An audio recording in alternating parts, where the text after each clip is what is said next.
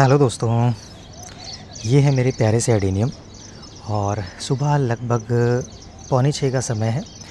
सूर्य भगवान अभी उदय नहीं हुए हैं देखिए, लेकिन दिन निकल आया है। देखिए वहाँ पर हल्का सा आपको अगर दिखाऊं मैं तो सूर्य भगवान के दर्शन हो रहे हैं। थोड़ा समय लगेगा और ऐसे में यहाँ पर बादल 2-4 दिन से रहते हैं, दिन में धूप रहती है। लगभग बारिश 2-4 बार हो चुकी है यहाँ पर और आने वाली लगभग 21-22 तारीख से दोबारा से यहाँ पर बारिश शुरू होने की संभावना है, क्योंकि जब यहाँ पर बारिश एक बार हो जाती है तो फिर कंटिन्यूसली काफ़ी दिनों तक वो पानी गिरता रहता है। 2 दिन 4 दिन लगातार बारिश होती है। तो मेरे पास एक कमेंट आया था, तो आज मैं उस कमेंट के बारे में थोड़ी सी बात करता हूँ। किसी भाई का कमेंट आया था और उन्होंने पूछा था कि क्या वो एडेनियम इस मौसम में कट कर सकते हैं, यानी पूर्ण कर सकते हैं या नहीं, और उसको रीपॉट कर सकते हैं ना या नहीं। तो देखिए, कट करना एक अच्छी प्रैक्टिस नहीं है, रीपॉट भी अभी आपको नहीं करना चाहिए। लेकिन अगर बहुत ज़्यादा कोई ऐसी कंडीशन आ गई है, आपके लिए बहुत ज़रूरी हो जाता है रीपॉट करना, तो अगर पॉसिबल हो तो सॉफ्ट रिपोर्टिंग करें, और नहीं संभव है तो उसको रिपोर्ट करने के बाद आप शेड में रखिए। बारिश का पानी उसको ना लगने दीजिए। फंगीसाइड का 1-2 वाटरिंग जब करनी पड़े तो फंगीसाइड की वाटरिंग कीजिए, और जब उसमें लीव्स आने लगें, आपको लगे कि हाँ रूट्स इसमें डेवलप हो रही होगी, तो उसके बाद फिर आप उसको धूप में शिफ्ट कर सकते हैं। अदरवाइज़ कोशिश करें, क्योंकि इस समय अगर कोई कट पार्ट है आपके एडेनियम में और बारिश हो रही है, धूप नहीं निकल रही है, तो बहुत ज़्यादा चांस है कि वहाँ से वो रॉट पकड़ सकता है। इसीलिए रूट इस समय जो आप रिपोर्ट है वो करना ठीक नहीं होता, क्योंकि रूट उसमें कहीं डैमेज हो जाती है तो आपका एडेनियम ख़राब हो सकता है। सेम चीज़ आती है कटिंग के ऊपर। जब लोग अपने एडेनियम्स को पूर्ण करना चाहते हैं, उसकी रूट्स को या उसके स्टेम को कट करना चाहते हैं, तो इस समय थोड़ा अच्छा नहीं रहता, क्योंकि मैंने आपको बताया बरसात का मौसम है और बारिश में फंगस बहुत जल्दी अटैक करता है।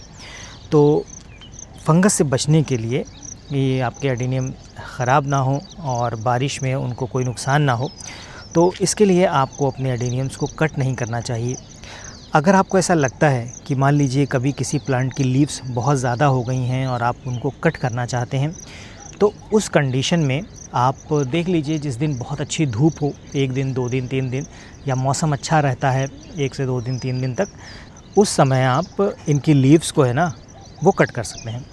तो इन चीज़ों का आपने ध्यान रखना है, क्योंकि क्या होता है ना, जब आप लीव्स कट करते हैं, देखिए आपको दिखाऊं मैं, आपने मान लीजिए यहाँ से इन लीव्स को कट किया, तो कट करने के बाद यहाँ कुछ ब्लैक स्पॉट आपको दिख रहा है। ये एक लिक्विड रहता है जो लीव कट करने के बाद उसके अंदर से निकलता है, और जब वो लिक्विड निकल कर वहीं पर सूख जाता है तो फिर उसको वो ब्लॉक कर देता है।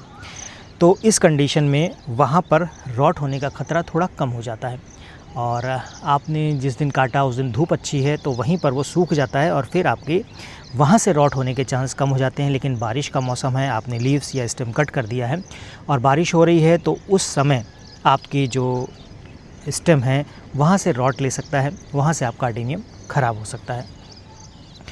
तो इस चीज़ का आपको ध्यान रखना होगा बारिश के मौसम में। और एक चीज़ मैंने आपको बताया, हालांकि मैं भी करता हूँ उसको, 15 से 20 दिन में मैं एक बार फंगीसाइड का पानी देता हूँ। तो आप भी इस काम को ज़रूर कीजिए। मैं लगभग हर वीडियो में आपके साथ ही डिटेल शेयर करता हूँ, इस बारे में आपसे डिस्कस करता हूँ, क्योंकि बरसात के मौसम में अगर सॉइल मीडिया थोड़ी भी आपकी पुरानी है तो भी फंगस आ सकता है, अगर नई है तो भी फंगस आ सकता है, क्योंकि बारिश के मौसम में फंगस का अटैक जल्दी होता है। तो ऐसे में अगर आप बीच बीच में फंगीसाइड का वाटर देते रहेंगे तो फंगस से आपका प्लांट रॉट नहीं होगा। रॉट होने का ख़तरा तब आएगा जब आपने अपने पॉट में ड्रेनेज होल अच्छे से नहीं बनाए हैं, या फिर मीडिया आपका बहुत पुराना है, या फिर मीडिया में आपने कुछ ऐसा मिक्स किया है जिसकी वजह से वो पानी को होल्ड करके रख रहा है, पानी को सारा निकाल नहीं पा रहा है, और या फिर उसका पानी जल्दी सूख नहीं पा रहा है। तो इस वजह से अगर पानी की अधिकता हो गई तो भी आपका एडेनियम वहाँ से रॉट होने की संभावना रहती है। इन चीज़ों का आप ध्यान रखिए। और एडेनियम्स को मैंने आपको बताया जिस तरह से कि ड्रेन मैट पर आप रखेंगे तो बहुत अच्छा है। देखिए इस तरह से, हालांकि मेरे पास ड्रेन मैट थोड़ी कम पड़ गई तो मैंने देखिए इनको ज़मीन पर रखा है, लेकिन ये रिस्की है। रिस्की इन द सेंस कि जब बारिश होती है तो ये नीचे से यहाँ से पानी ये नीचे से लेता रहता है और पानी ज़्यादा होने की वजह से अगर रूट्स वगैरह सूख नहीं पा रही हैं और रेगुलरली उसमें पानी दे रहे हैं तो पानी उसमें रुक रहा है तो फिर ख़तरा होने का कहीं कहीं संभावना रहता है, आपका प्लांट रॉट कर सकता है। तो इन चीज़ों का आपने ध्यान रखना पड़ेगा। सीड्स हैं अगर आपके और बारिश अभी आपके यहाँ शुरू नहीं हुई है, 10-15 दिन अभी आपको टाइम मिल रहा है, कुछ आपने सीडलिंग्स बना रखी हैं तो उनको आपने रिपोर्ट कर देना चाहिए। उनको आप रिपोर्ट कर दीजिए और पॉट में बस जिस पॉट में आप लगाएं उसमें ये ध्यान रखिएगा कि उसमें ड्रेनेज होल अच्छे से बना दीजिएगा, क्योंकि हम जो पॉट मार्केट से लेकर आते हैं छोटे पॉट में लगभग 4 और बड़े पॉट में लगभग 5 से 6 होल रहते हैं। तो आपके पास कुछ ऐसी व्यवस्था हो जिससे आप उसमें होल कर सकें तो आप होल उसमें बना दीजिएगा, जिससे होल अगर ज़्यादा होंगे तो पानी आपका डालते ही पानी नीचे निकल जाएगा और फिर आपको उसमें पानी की वजह से रॉट होने की खतरा कम हो जाएगा।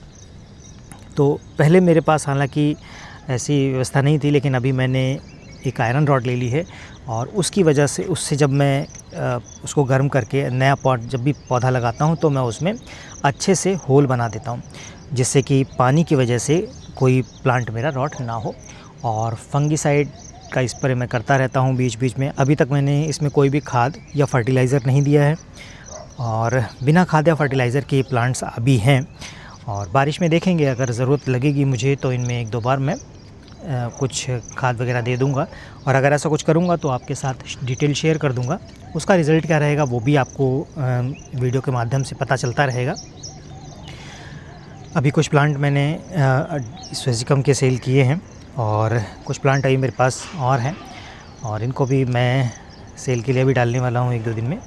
तो अगर आप लोग स्वेजिकम लेना चाहते हैं तो पसंद आता है प्लांट तो आप इनको बुक कर सकते हैं। साथ ही मैंने अभी कुछ सीड्स लगाए हैं, आपको अगर नीचे मैं दिखाऊं जूम हो पाए तो ये एक्चुअली मेरे पास कुछ सीड्स रखे थे ओबिसम के, तो अब चूँकि वेस्ट होने से अच्छा है कि मैं उनको ग्रो कर दूं तो मैंने वहाँ पर इनको पॉट में लगा दिया है और इनमें अगर जर्मिनेशन हो जाता है तो लगभग 1-1.5 महीने में ये सीड्स अच्छे हो जाएंगे तो फिर मैं इनको रिपोर्ट कर दूंगा।